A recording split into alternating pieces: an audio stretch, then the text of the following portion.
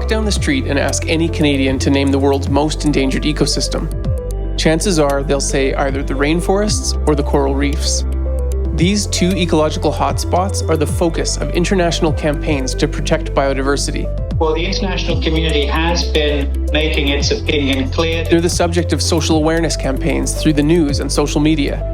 As you walk down grocery aisles, you'll see products with logos about protecting marine life or rainforests. And chances are your favorite restaurant has started offering paper straws. There's no denying the impact we are having on the planet.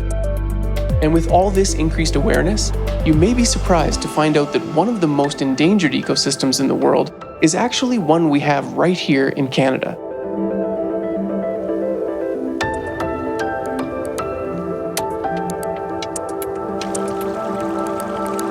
Here in Western Canada, we have less than 20% of our native grasses left. In some areas, that number is as low as 13%, which is really sad because you think of the cultural significance that these grasslands have for Western Canada, first the Indigenous peoples, and then the settlers that came out.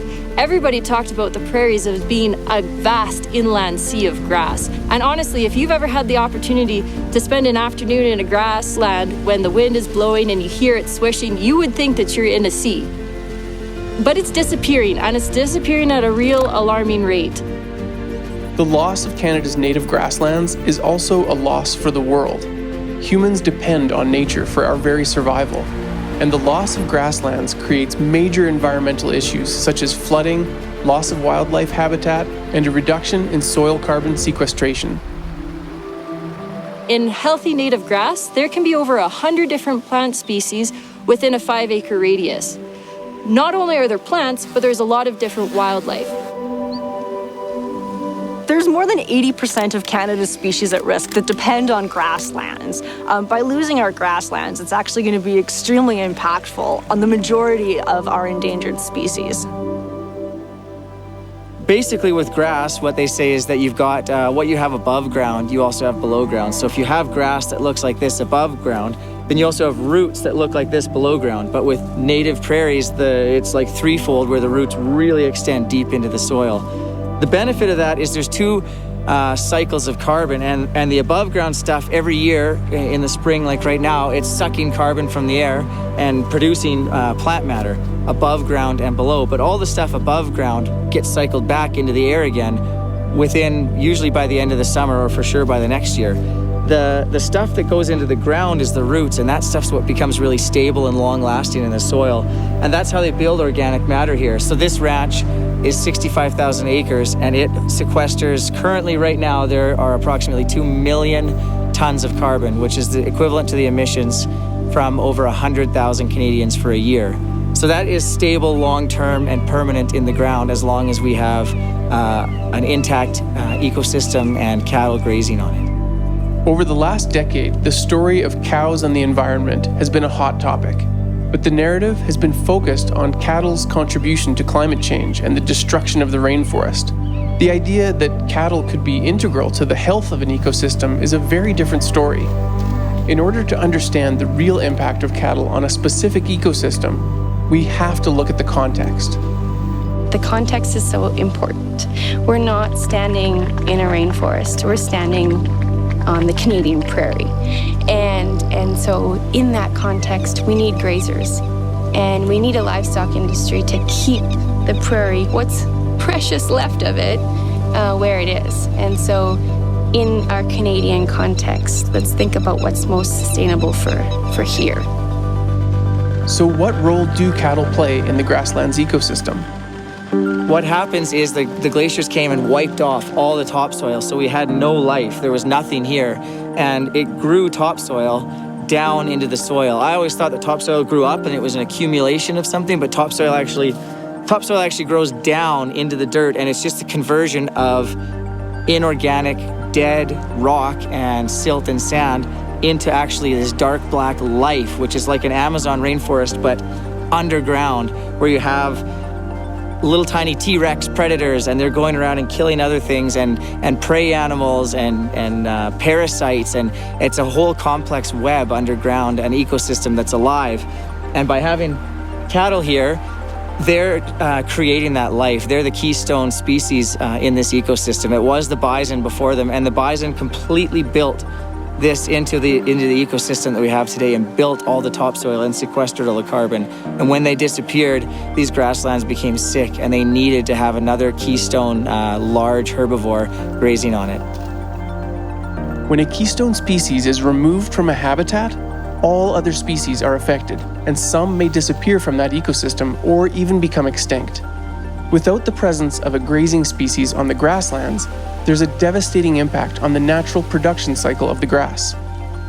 In the fall, that top growth dies and the root underneath the soil stays growing. But because the top growth has died, if it's not grazed and removed, what happens in the spring is it gets harder for the new growth to grow up through it. So the grass actually ends up starting to smother itself and all of the other species around it. So really, you need to have the grazers on there that are helping to remove and eat off some of that growth so that it can start regrowing again in the spring. Without ranchers to keep these wide open spaces intact, we wouldn't have these amazing iconic landscapes. The families that own these ranches, it's been in their family for generations. They genuinely care about the land. And there's a really direct correlation between healthy land and healthy cows. Ranchers know that if they take care of the land, it's going to benefit, the whole cattle production industry. And so there's this really symbiotic relationship between cows and native grassland. There's no better example of this than the story of the Grasslands National Park. Parks Canada, in hopes of preserving the prairie land and saving it from being plowed and turned into cropland, had their own ideas in 1988 about what would be good for the grass, and that did not include grazing. This created friction between Parks Canada and the local ranchers, who argued that grazing and disturbance were critical to healthy native prairie. For 20 years, much of the grass lay idle, grazed only occasionally by wandering wildlife. So what happened after removing cattle from native grasslands? The grasslands lost its biodiversity, and tame species of grasses such as crested wheatgrass began to take over. This also impacted wildflowers, pollinators, and the homes of birds that nest in the native grasses. Fortunately, Parks Canada listened. They researched and worked closely with Saskatchewan ranchers, conservationists, and scientists to bring cattle back to the national park in order to benefit native birds and other species.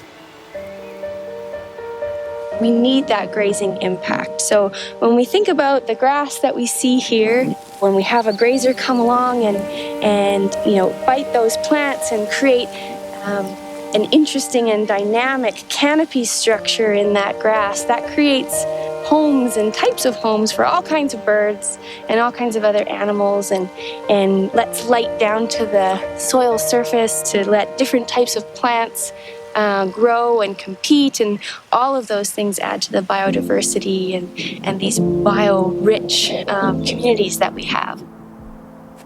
There's deer and elk and grizzly bears and worms and all sorts of things in here, and if you were to cultivate this and grow lettuce, you would have to get rid of all of those other things, whereas cattle just share the ecosystem. They don't use it completely, they just share it with everything else, and that's what's really special, is that cattle are able to be a part of the ecosystem without damaging it, but actually to benefit it. While the native prairie ecosystem is a pretty tough ecosystem, it can survive a lot. The one thing it can't survive is being broken up. When the native prairie is plowed or tilled or converted for other uses, even if it's only used under those different uses for 5 or 10 years and then seeded right back down to grass, it never comes back in this part of the world as true native prairie. When the Canadian prairies were settled, a large portion of the native grasslands were lost to the development of cities and towns, construction of highways, and the plowing of land for growing crops and other uses. With 74% of Canada's native grasslands now lost forever, preserving what's left is critical. Working with ranchers to help manage the grasslands by using domesticated livestock to graze the land that bison roamed for thousands of years may be able to preserve this precious resource for future generations. Right now, we have a choice. But if we wait until it's gone, there won't be a choice left to make.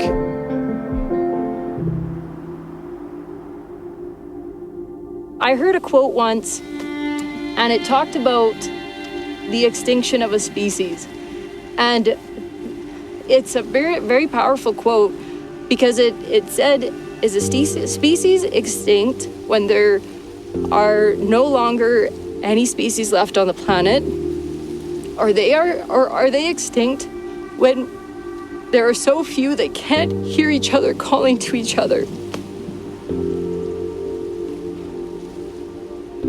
So could you imagine that, being an animal that calls this place home, and there's so few spaces left that you can survive that you can't hear any of your mates calling? So, you know, the thing is being in conservation, you kind of have to be an eternal optimist, and I'm very optimistic, and I really think that these are beautiful landscapes. They provide so much to humans, and I think we've all come to a spot in our civilization where we're starting to realize that we depend on nature and we really have to live in symbiosis with it. So I really think that there's a lot of hope for these grasslands, that if enough people start to care about them, we'll never have to wonder if they go extinct or not.